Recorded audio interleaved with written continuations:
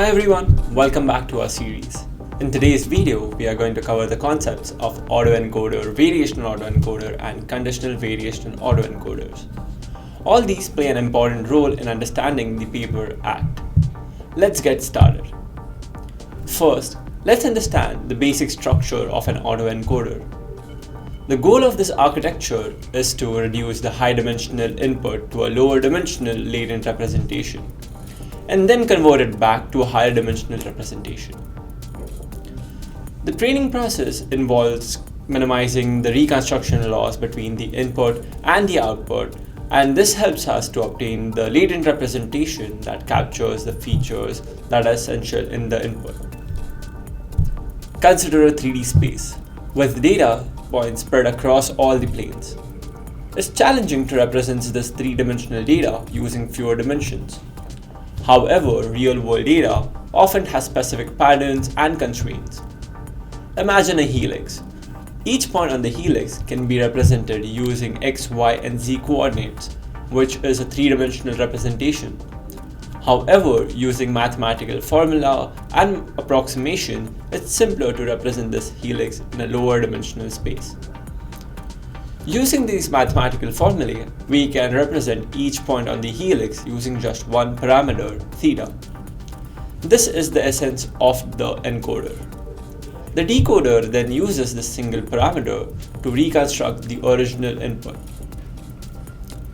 Now think about this in the context of our robot arm. An expert trains the robot to perform tasks by providing trajectory demonstrations. These trajectories can be represented using simple polynomial equations and plotted on an xy plane. This plot represents our sample distribution. Each state in this space has an associated action derived from the expert's behavior.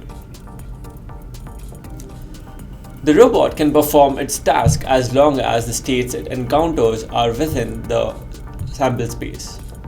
However, if the robot reaches a state never encountered by the expert during policy training, the policy won't be able to generate the correct action.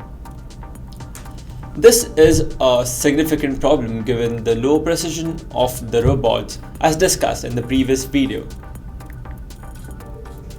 To address this issue, we can use variational autoencoders or VAEs. A VAE represents the latent space in a probability distribution function. It minimizes the reconstruction loss along with the KL divergence. This approach creates a continuous probability distribution for our trajectories.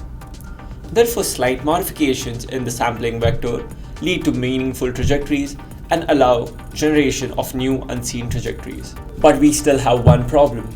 Imagine two robots needing to sort two colored boxes, yellow and blue. The PDF generated by the VAE might lead to a nonsensical trajectory. To solve this, we can use conditional variational autoencoders or CVAEs. A CVAE takes an additional input that determines the output generated. In our case, the CVAE can distinguish between the right and the left dominant trajectories. This explanation may not accurately represent the inner workings of the encoders in our network. However, this helps to understand the need of the CVAE. In the original architecture, this conditional variable is the z-style variable that determines the trajectory. Given a demo data set comprising of images from the cameras and the joint states from the human expert, we can generate an action sequence. We can use the learned CLS token similar to BERT along with the action sequences, positional embeddings, and joint space to encode this information into a single z-style variable. To summarize, autoencoders help reduce the dimensionality. VAEs add an ability to generate new data by learning distributions, and CVAEs enhance this by conditioning the generation process on the additional information. That's it for today. Hope this video was informational. Make sure to like, share, and subscribe to our channel to get latest updates on our new videos.